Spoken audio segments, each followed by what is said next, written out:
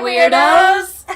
How's it going? How are you? Oh, Gabby! I hit her tail and she's gone. She was almost here with us. Almost our third news anchor almost. today. I almost picked her up. Anyways, hi. Hey, guys. This is Keep It Weird. On video. On video. Still trying it out. Still working it out. Hope you guys are liking it. Hope you enjoy it. We just finished a really good episode on twins. It's seriously maybe one of my favorites. It was fascinating. I learned a lot.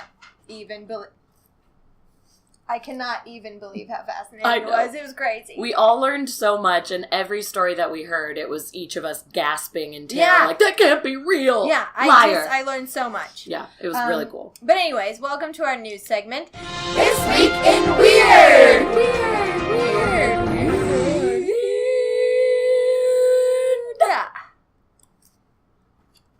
Hello. Ready, set, go. We are twins. We were talking about in today's episode, like, we kind of connect the way twins connect. Maybe we're split at birth. Maybe. I mean, we do. We finish each other's sentences all the time. Sandwiches. Sandwiches. I was trying to make that joke, but you were long gone and had said sentences. Joke? Yes, I'm sorry.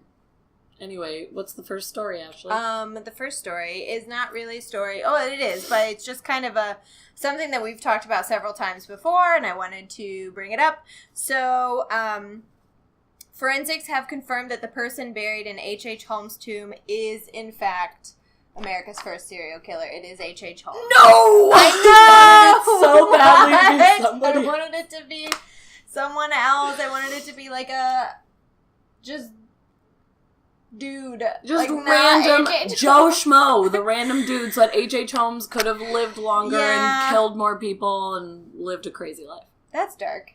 I went to a dark place just now.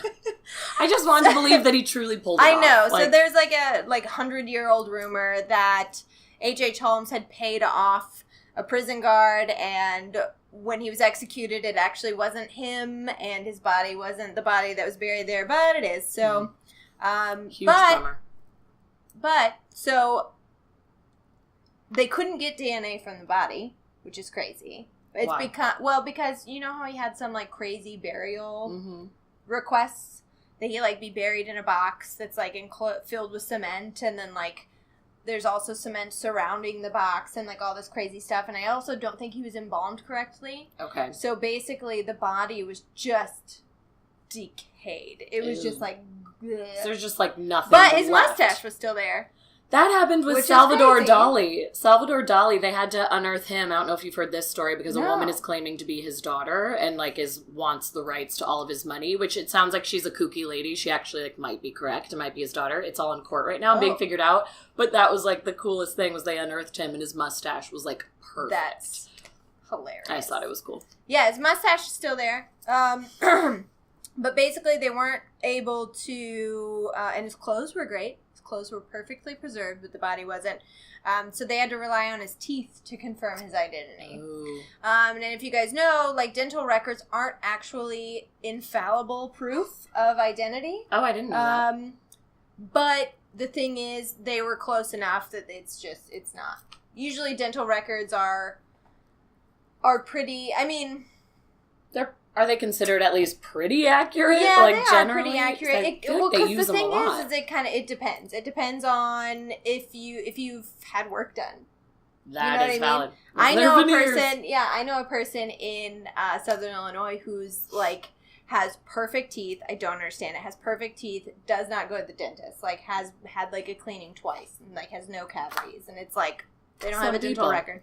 But this one was close enough that they're very confident in saying that it was H.H. Holmes. So, all right. That's kind Case of a closed. So it's not really a story. I just wanted to bring that up. Oh, it's a great follow-up. But I do have a story. Yay! So, Raymond Zemansky is an ex-engineer at the Wright-Patterson Air Force Base and says that aliens from the infamous Roswell incident were transported to the alleged crash site to the base that he worked at in 1947. Whoa. He says that his mentor at the base was the first to let him in on the secret they held there in a series of tunnels beneath the surface, which he believes is a burial site for the extraterrestrials. Holy crap. When asked how he came to know about the secret, he said everyone who works on the base knows. They all just know about it. They just, like, all know about it. Just common knowledge. Just, like, everyone knows. Following the discussion with his mentor revealing the truth about what lies beneath the base, Mr. Zemansky decided to carry out research into the secret UFO and ET activity at the base where he worked for 39 years. He claims for the next 4 decades, I had dozens, if not hundreds, of brief conversations regarding the secret I had been given my first month on the base. The important fact established here is that not one single person at the time ever said, "We have no aliens here, you crazy son of a bitch." There were just smiles and no denials. Oh. So that was like his main reason why he was like, I have to find out more. Right. So he's looking into writing a book now, but by looking at all the evidence he's collected over the last 40 years, it seems to him that the stories he heard were true. Mm-hmm. He was never allowed access to the secret tunnels under the base, but from what he could conclude from snooping around the areas he was allowed in and speaking to others, higher and lower ranking officials at the base, it seems as though there were state-of-the-art climate-controlled facilities and deep underground cryogenic chambers, which are catered, he believes, are catered to the aliens' bodies' needs to keep them, like, in good condition. When asked why the public has not been made aware of the extraterrestrial beings, he claims that it's simply because they are not ready. Can't handle it. You can't handle the truth. He says, we still aren't ready for full disclosure. The governments like to keep secrets because that's what keeps us safe sometimes. The last time the Air Force made the announcement, hey, we've got a flying saucer, that didn't go so well. No. So what would happen Let's not cause if panic. They revealed it again? Yeah. And if you watch the documentary that we mentioned on today's episode, it's called Unacknowledged, it's on Netflix, which... you'll hear one of the ex-Army officials state that the bodies recovered at the Roswell site were eventually transported to a base in Ohio. Oh. Same base? Twist. Twisty. I like it. Yeah. That's fun. Fascinating stuff. You always have good alien stories. I have another one, but it's your turn. So this week's theme is aliens instead of apes. Is that I did come up with something apey. Yeah, please say something about an ape. I think I gave all my ape research away last week. I think I'm all aped out. So an amateur video has surfaced of a paranormal investigator. This man does not have a television show. He didn't have like all the special effects. So a lot of people are believing this to be real, happening over in the UK. Definitely could be fake. Like, take this for whatever you want. Whatever. So a paranormal investigator was left shaken after he claimed to have made contact with a spirit on one of Britain's most haunted roads. Phil Sinclair was filmed in woods in Sheffield, South Yorkshire, to try to see if reported sightings of the spirits of children and a monk was true. He claims to be, like, very skeptical. He did not go into this thinking, like, I will see something. He was more going in to be like, hey, all of you crazies, you keep spreading these rumors that this road is super haunted and has monks and children, and I'm going to show you that it's not. So he went out as a skeptic. There's a 15-minute video online, so you can all go watch it. We'll post it. It shows Phil using an EMF-type device, and it turns into language. It's just supposed to beep, and it turns into language at one point. So that was happening. The footage, filmed on September 2nd, recorded a terrifying growl telling him to get out before the spirit said that he needed something. Phil replied to the voice, "What do you need?" And it says, "Your soul," on the device. What? He also caught a ghostly figure walking behind him around 5 minutes and 53 seconds in, so keep that in mind if you're watching it. 5 minutes and 53. This investigation is the most terrifying one so far for me personally, as it affected me enough that I have not been able to sleep, Phil said. And he is a 30-year-old guitar teacher, so that's like how amateur he is going out here. When I got home, I couldn't shake the image from my mind, leaving me to take a sleeping pill. I'm not one to jump straight in and say everything is paranormal. I really like to debunk as much as I can, but this experience is something I absolutely cannot explain. The figure in the video seems to pass behind him and the girl holding the lighting, and the woman said she felt a presence as well. Moments later, the face of a man appeared over the girl's shoulder, and then as soon as Phil blinked, it vanished. This road is claimed to be Britain's most haunted after reports from 2 security guards witnessing a group of children playing Ring Around the Rosie during its construction, and it is said that a monk has also roamed the area. Phil visited this haunted site with Ashley Cox. She was the woman on camera, and his partner, Francesca Wilson, who was holding the lighting. And both women felt a presence.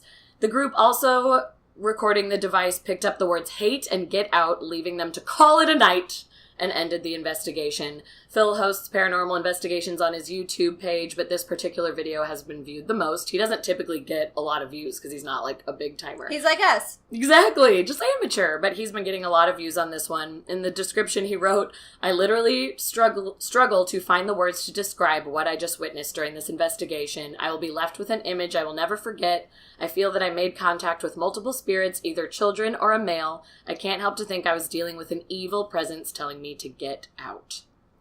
That's crazy. Horrifying. Down. So we're both gonna have to watch the video. Yeah, like there's all these like little stills of him just like looking horrified. But yeah, there's a video. It's 15 minutes, and I'm sure you can find like the stills and the minutes to go to, so you can actually see where the action is, because there's probably a lot of downtime and silence, but pretty bonkers. That's nuts. It's nuts. I feel like there has to be more than a monk and children that reside there if they're getting messages like hate and get out and I want your soul. Maybe it's like, if you guys have seen The Conjuring 2, Valak is a demon dressed as a nun, so it could be a demon posing as a monk. Yeah. Truly evil. Or even, you know, in the case of like Annabelle, where it's a little girl trapped in a body, and it's like, that's not a little girl. That's not a little girl. She gonna kill you. I have one. So, Stephen Hawking's Breakthrough Listen project, which for anyone who doesn't know is a program to search for intelligent extraterrestrial communications in the universe, detected 15 powerful repeated radio pulses coming from a dwarf galaxy 3 billion light years from Earth. All right. Tell me more. The sources of the mysterious signals, known as fast radio bursts, is unknown. Some have proposed that they could be coming from black holes or rotating neutron stars with extremely strong magnetic fields. Of course, others are speculating the possibility that they are beacons from extraterrestrial spacecraft. Uh-huh. Chicka, yeah, chicka, yeah, chick, chick, chick. Only about 24 fast radio bursts have been detected previously because they only last a few milliseconds, and radio telescopes can only really monitor a small area of the sky at any given time. Mm-hmm. So only one of these sources has been observed to repeat itself. Okay. And this one repeated itself 15 times. Wow. So this signal was also at a higher frequency than previous signals have been in the past, although what that is supposed to signify is still unclear. So they're not sure, like, why. They're not like, oh, well, that means, like, they have no idea. They're just reasoning. Like, why is this happening? Yeah. So they just announced this on the 1st. They just announced this, like, 4 days ago. Okay. So we'll hopefully hear more soon. Keep your eye on that. It's from the Stephen Hawking's Breakthrough Listen project, which they've been doing for a while. Do you remember when they started doing it? I mean, I don't know when they started doing that, but I remember maybe 4 years ago, or actually it might have been when, like, Stephen Hawking, when what was that movie that came out? The Theory of Everything. The Theory of Everything, and then everyone was talking about Stephen Hawking again. He became a trendy topic. He was trending. He was on fleek or whatever. I don't know what the kids say. Funniest thing to say about Stephen Hawking. But yeah. We drank beer during the episode, and I still have some left. I forgot. Bolite. It is a bolite. Kind of Lauren's derp corner, but like sad. I was ready.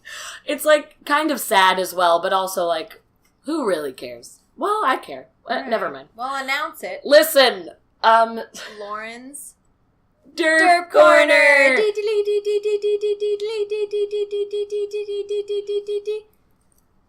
So residents. It's gonna be really depressing when this turns out to be a sad story. I know we might have to cut this out. Residents living I don't know how to edit video. Go on. Oh, yeah. You're going to listen. Residents living near India's financial capital, Mumbai, were shocked to see a number of stray dogs had turned a light shade of blue. It emerged the animals had been wading through water as they searched for food in the Kasadi River, where untreated industrial waste from nearby factories had been dumped. So it's kind of sad. There are claims at least one of the dogs had gone blind, and other animals, including birds, had also been affected by the pollution. Arati Chauhan, who runs the Navi Mumbai Animal Protection Shelter, was the first to highlight the issue. She told Sky News it's not just dogs. Other animals are being infected by the pollution as well. I witnessed 5 such dogs. In fact, one of the dogs has gone blind. She said when she went to survey the area, her eyes started burning and she felt sick. And she said she still has to see a doctor and is recovering. She added, workers in the factories and security men guarding various factories tell me they have health issues and breathing is always a problem. We're helpless. We have to do it. It's our bread and butter. So they just have to, work in this pollution. Oh, my God. So a quality check is being made. They're trying to figure out what the chemicals are. And according to official guidelines, fish can die when the level is above 6 milligrams and a level above 3 milligrams of, BOD, which I don't know exactly what that is. It can really hurt something. And they found that 80 milligrams was found. Holy shit. So that's insane. Let me see. Let's try to get to more interesting stuff. Why are they turning blue? I know. I mean, that's probably just a, duh. It's something that has to do with, the dye. It says one of the units is producing a chemical dye. But they said the factory's now claiming they have sealed it off, and then authorities are going to start investigating. But this woman who's been investigating says it's crazy. It can't just be this factory that's polluting that much water. She thinks other people are doing the same thing. So it's becoming a big investigation. What do they think? There's, some sort of, there's some sort of, landfill or something maybe, there? Where people something are more is dumping their going toxic on. waste Right. instead of paying to have it taken care of. So there could be more to it, but the only reason, this really was depressing, as I said, it's not really Lauren's Derp Corner. I think the only reason it, caught my eye and I thought it was kind of funny. How? It's too... It's a blue... He's blue. Oh my God. He's like cotton candy candy blue dog. Can you imagine? Look how blue that, seeing that in the street. So that was the thing that caught my eye, was it's these light, crazy blue dogs just running around the street. Most of them are okay. One of the dogs did go blind, but, they're still running around. They're just blue as blue can be. Oh my God. I know, but, I just feel bad for the workers who are just well, this is how I pay my bills. Yeah, this is how I, what am I supposed to do? And I'm getting sick, yeah. So well, that's that's just even, to get more depressing, it's the people in Flint, where it's they can't leave. That's where they live. Right. That's There's where all their nothing jobs they can do are. about it. That's why people, everyone says oh, why didn't people evacuate Houston? It's well, not everyone has the ability to evacuate and somewhere the to go and to be able to be I'll just leave my job. I know. It wasn't that easy for people. Of course they had to stay. It's so not everyone has that choice. I know. So sorry I brought it to a really depressing level, but the dogs are blue. Like Blue's Clues. Blue's Clues. And magenta. What? Wasn't that Blue's friend, Magenta? That sounds right. That sounds accurate. I think that's correct. I don't even have another story to make this a happy ending. I know. I ruined it. Jeez. Lauren's Derp Corner will from now on not be depressing. I thought the blue part was funny, but then the rest of the story was horrible. Horribly depressing. Sorry, Mumbai, you're in our prayers. I hope you guys figure that out. Yeah. Well, it's been This Week in Weird. I hope you guys have a bright, sunshiny day. New segment associated with the Keep It Weird podcast. Listen to our podcast. We won't be this depressing all the time. The podcast. Keep it weird, everybody. Keep it weird. Don't turn blue. Bye.